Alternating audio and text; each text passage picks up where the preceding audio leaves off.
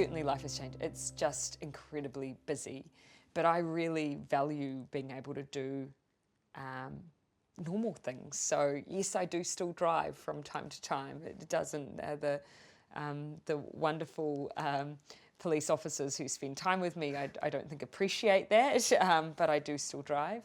I do still go to our local department store to buy, things like maternity jeans that no one really else can do for me.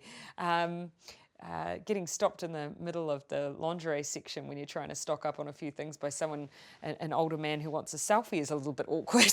But I don't let that get in the way of me still trying to do normal things, because that's when I get to interact with people as well, preferably not amongst the underwear though.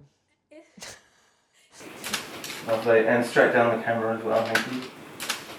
I think probably the thing that I hadn't thought about particularly, but I have since I've been pregnant, is the fact that it becomes quite a welcome distraction is not quite the word, but reminder of life beyond the thing that you're in. Because of course, as with any job, that moment that you're really tackling a big issue, or something's really causing you stress, that becomes the big focus, and it's easy to think that that's the most important thing in the world that you're dealing with, and that of course everyone else should be concerned with too. But I think that the beauty of children, at least I know this to be true of my family, is that they draw you away from that thing and just make you have that wider perspective. So yeah, there's been a couple of meetings where I'll be working away very focused on an issue, and I'll get a sharp kick in the ribcage, and it's this little reminder that there's something else going on in my life too.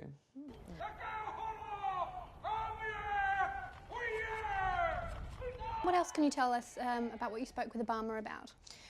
Actually, the thing that dominated our conversation was the future of politics, but also what's happening, the trends around progressive politics globally. We talked a little bit about family. And when Obama was president, he had very young children when he went into the White House. And he made some very strict rules around family life and work life, such as always having dinner at 6 o'clock with the family.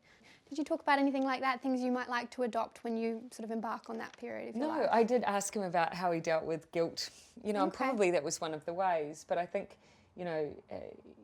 he just talked really about the things that you can do just to do your best. Yeah. And that there will always be elements of that in the roles that we do, and just probably just to a certain degree accepting that, but always still doing your best. It was fascinating to hear him think about where the issues that he wants to really focus on going forward, and they were very much how you engage people in politics and their democratic systems, and make sure that people don't feel alienated.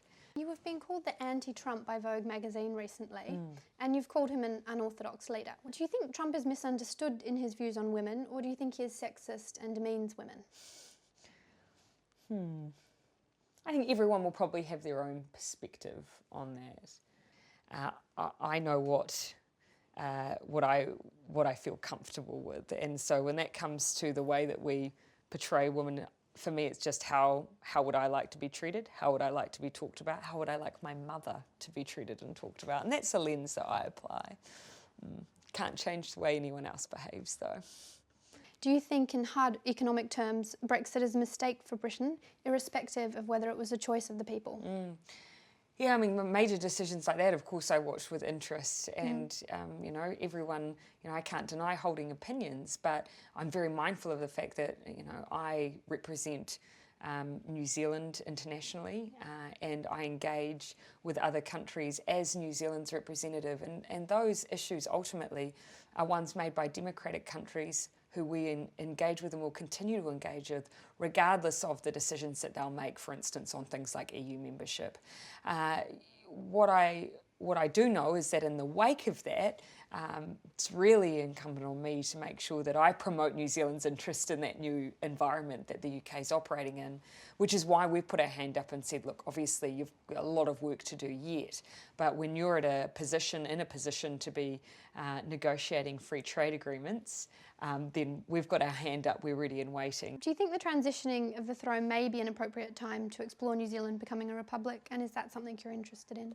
The fact that I couldn't remember the last time a voter actually asked asked me about it, says that it's not something that the public's really calling for here in New Zealand. When I've been asked for an opinion, I've certainly shared it, and I think that within my lifetime, there is a likelihood that we'll transition. It's not something that this government is prioritising at all, though. And the most important thing for New Zealand, of course, will be that we have a very special arrangement and relationship via, our Treaty of Waitangi, and the relationship between Māori and the Crown. And so before any conversation like that occurs, that's something that will be needed to be resolved within New Zealand.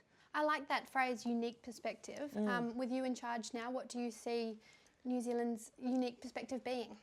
I think our approach to life is our same approach in politics. We're a very pragmatic people. Perhaps because of our isolation, we tend to be pretty innovative as well. We're not ones to say something's too hard, and so when we're confronted with challenges, be they big or small, we tend to tackle them head on. And without much question, we just get on with it.